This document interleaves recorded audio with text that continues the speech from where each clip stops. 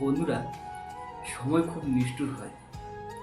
তাই তো সময় শেষে যে আমরা বুঝতে পারি যে পৃথিবীর সবথেকে খারাপ ব্যক্তি আমরা নিজেরাই।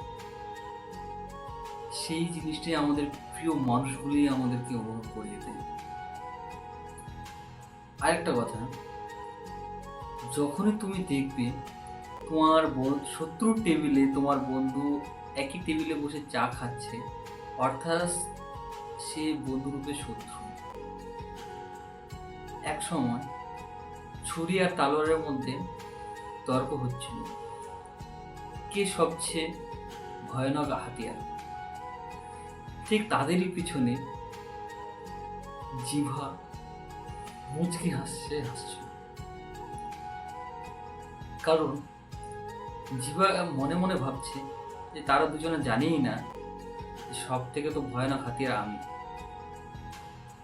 যে আমার মধ্যে হাড় নেই তবুও আমি মানুষকে তিলে তিলে মারতে পারি।